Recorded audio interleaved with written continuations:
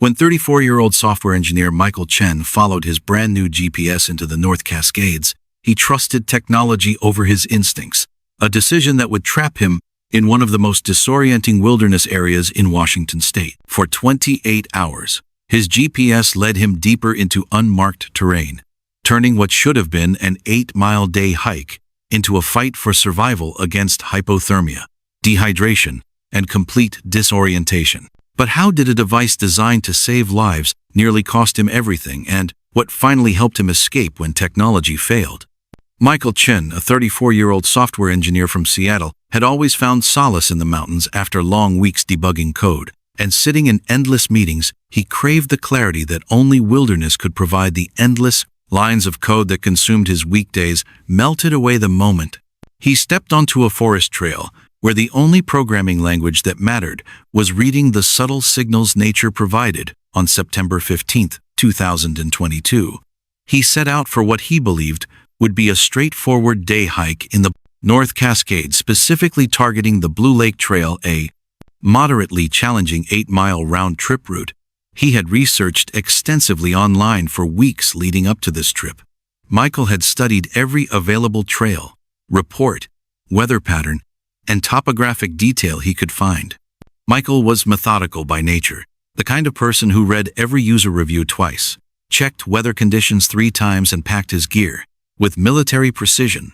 His apartment walls were covered with detailed maps of Washington state, hiking trails, each one marked with colored pins indicating completed routes, planned adventures, and emergency bailout points. He had been hiking solo for 3 years now, ever since his divorce. When shared outdoor adventures became painful, reminders of what he had lost, the mountains became his therapy session, the place where he could think clearly and find peace in solitude.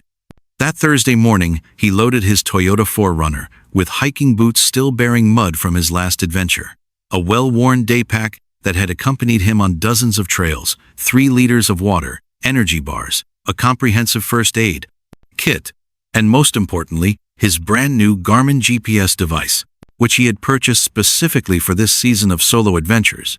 The GPS unit had cost him nearly $400, but he considered it an investment in safety after reading too many stories of hikers getting lost in the vast wilderness areas of the Pacific Northwest.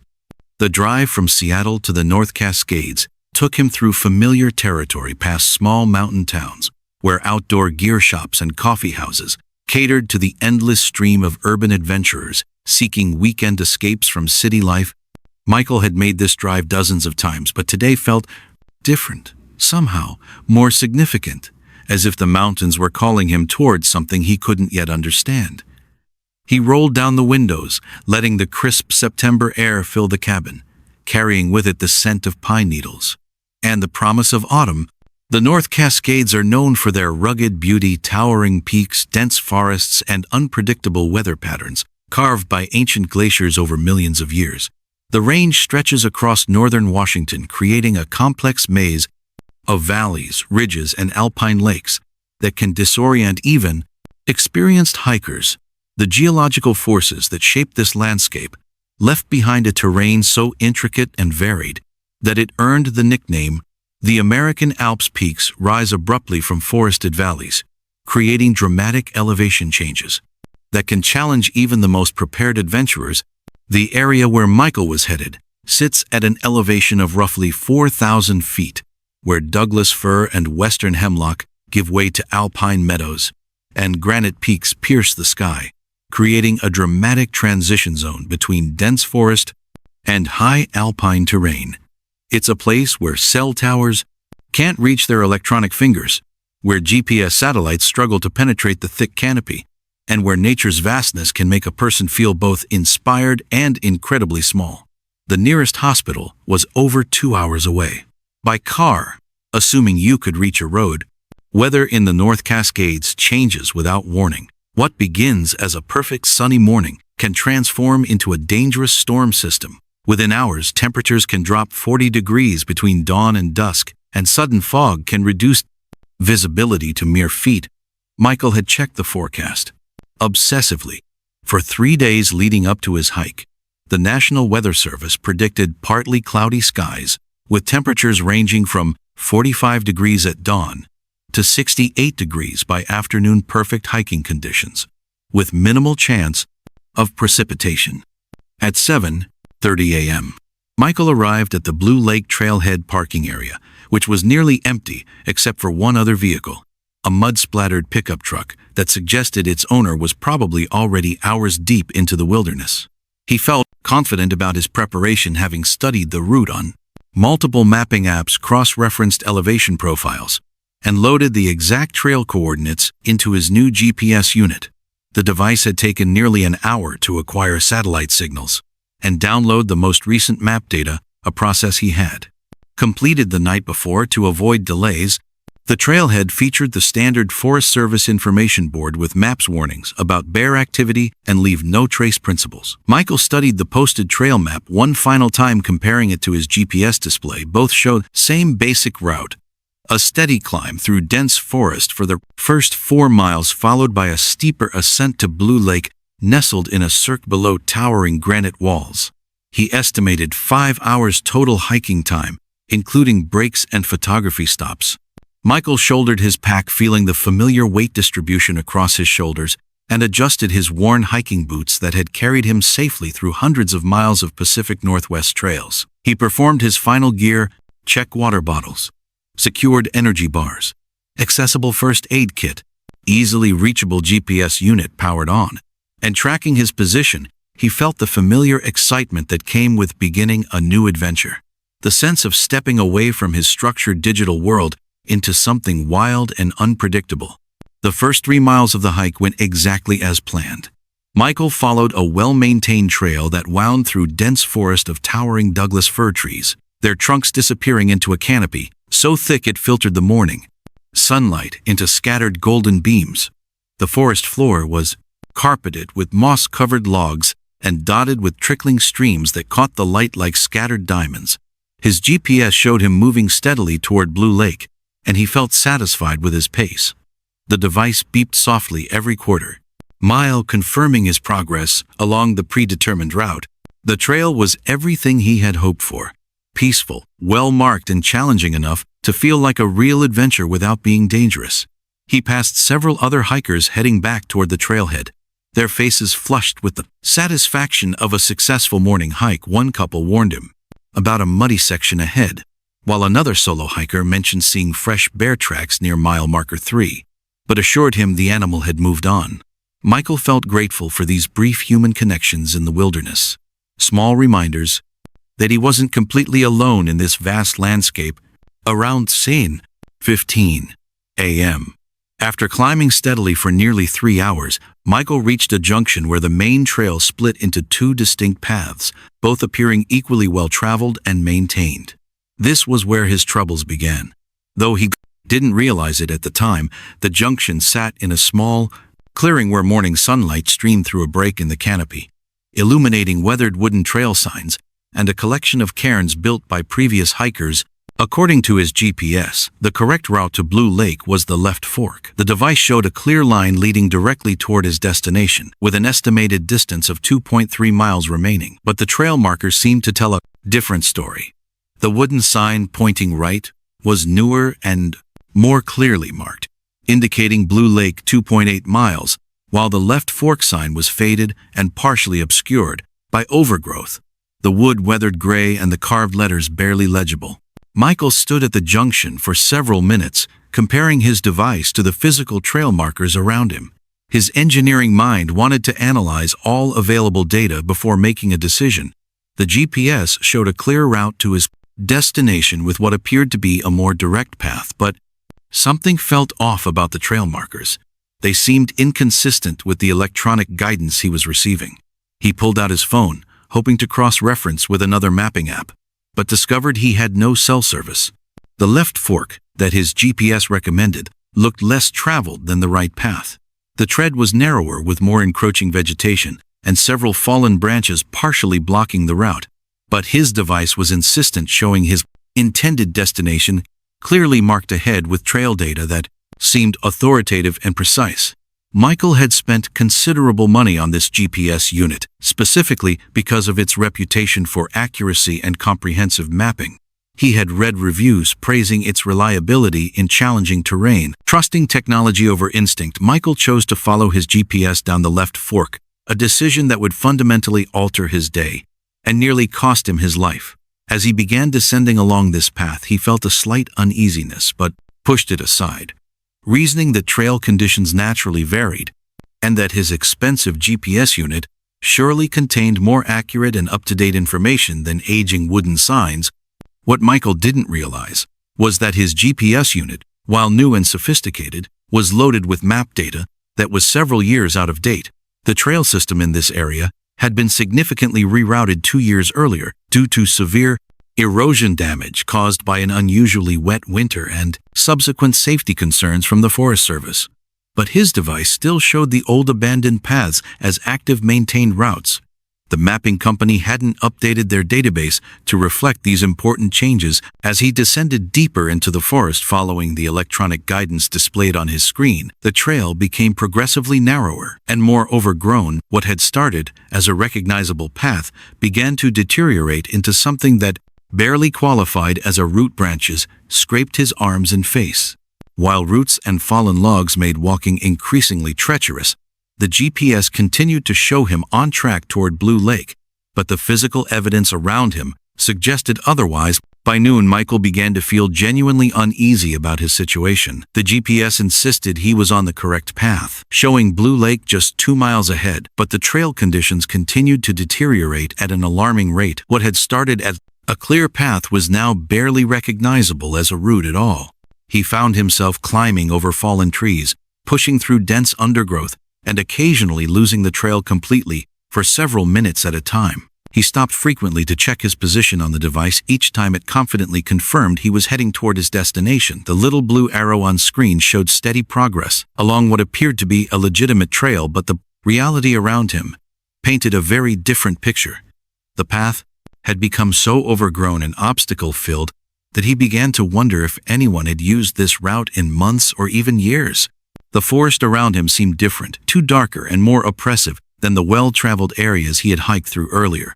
The trees were older and more densely packed, creating a canopy so thick that very little sunlight reached the ground. The air felt still and humid with the musty smell of decomposing organic matter. The usual sounds of other hikers and wildlife had disappeared, leaving him in an eerie silence, broken only by his own footsteps and labored breathing.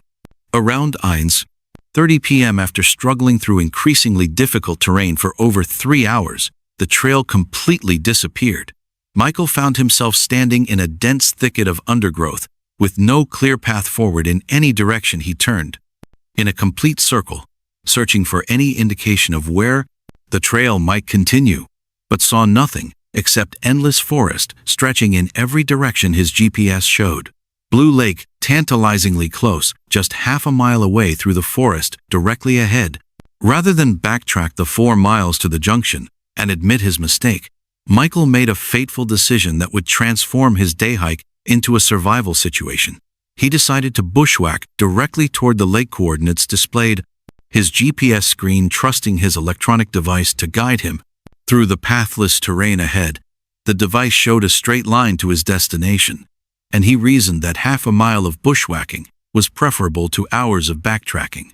This decision, to abandon the last remnants of any established trail and venture into unmarked wilderness, based solely on GPS guidance, would prove to be the critical mistake that led him deeper into one of the most disorienting and dangerous areas of the North Cascades, a region that local search and rescue teams privately referred to as the Maze, where countless hikers had become lost over the years.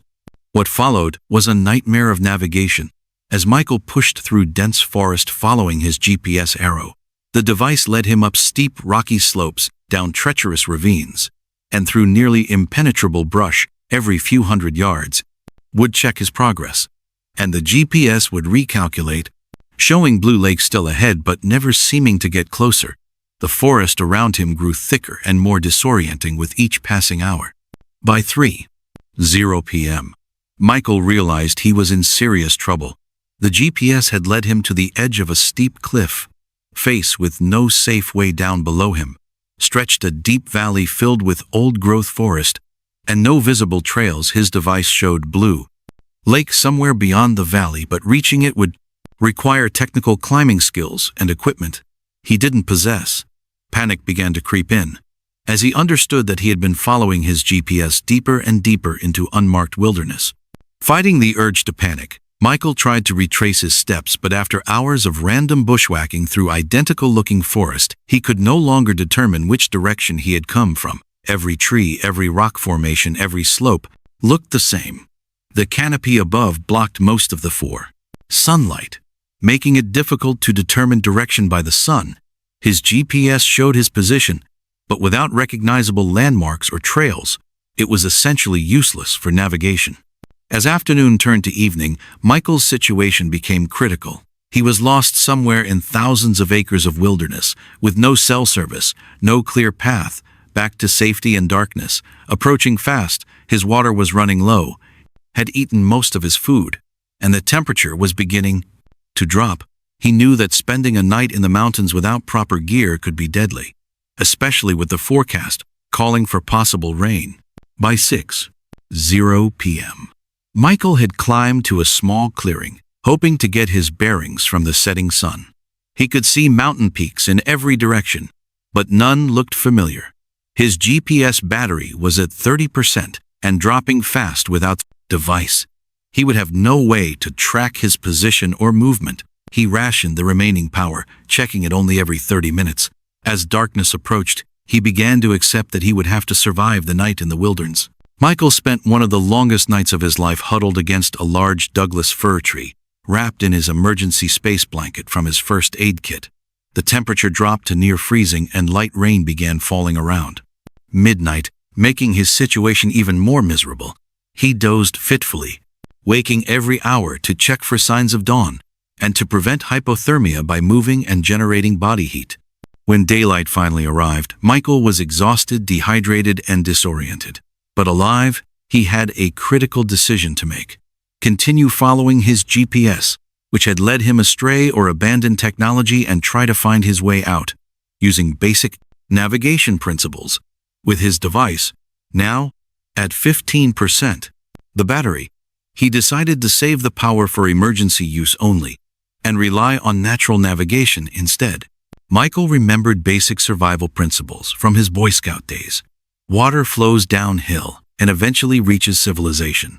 If he could find a stream and follow it downstream, he might eventually reach a road or trail. He began moving downhill through the forest, listening for the sound of running water. After 2 hours of careful descent, he found a small creek and began following it downstream.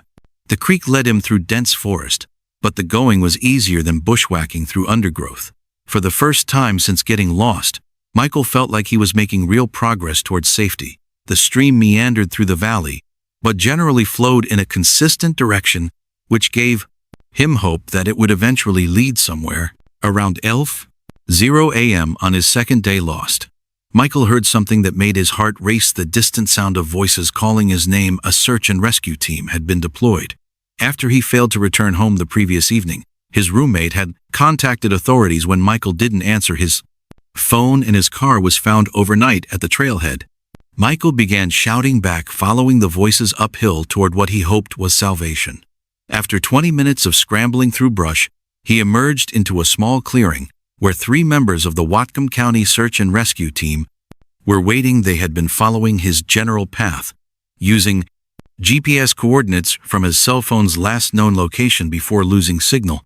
The rescue team leader quickly assessed Michael's condition: dehydrated, exhausted with minor cuts and bruises from bushwhacking, but otherwise unharmed. They provided water, electrolyte drinks, and warm clothing while radioing their position to the base team. Michael learned that over 40 volunteers had been searching for him throughout the night, using helicopters, ground teams, and search dogs. The rescue team explained that Michael had gotten lost in an area known locally as the Maze, a section of old logging roads and abandoned trails that had confused countless hikers over the years. His GPS had been following outdated data, leading him along trails that no longer existed. The actual Blue Lake Trail was 3 miles north of where he had ended up. It took 4 hours for the team to escort Michael back to the trailhead. Following established rescue routes, and using proper GPS coordinates updated with current trail information along the way. They explained how technology can fail hikers and emphasized the importance of carrying backup navigation, methods like map and compass, and informing others of detailed hiking plans. Michael was treated at the scene by paramedics for mild dehydration and hypothermia, but required no hospitalization. He had survived 28 hours lost in the North Cascades wilderness, learning harsh lessons about over-reliance on technology and the importance of preparation. He returned home with a new respect for the wilderness and a commitment to taking wilderness navigation courses. 3 months later, Michael completed a mountaineering course that included map and compass navigation, wilderness, survival, and emergency preparedness. He still hikes regularly, but now carries redundant navigation systems and always informs multiple people of his exact route and expected return time. His experience became a teaching story, used by local search and rescue teams to educate hikers about the dangers of GPS dependency. His story serves as a reminder that technology, while helpful, should never replace fundamental outdoor skills, preparation, and common sense in the wilderness, where conditions can change rapidly and electronic devices can fail when you need them most. Michael's survival came down to staying calm, making rational decisions, and never giving up hope, even when everything seemed to go wrong. If this story resonated with you, please like this video and subscribe for more true stories of survival, resilience, and the lessons learned when nature tests human limits.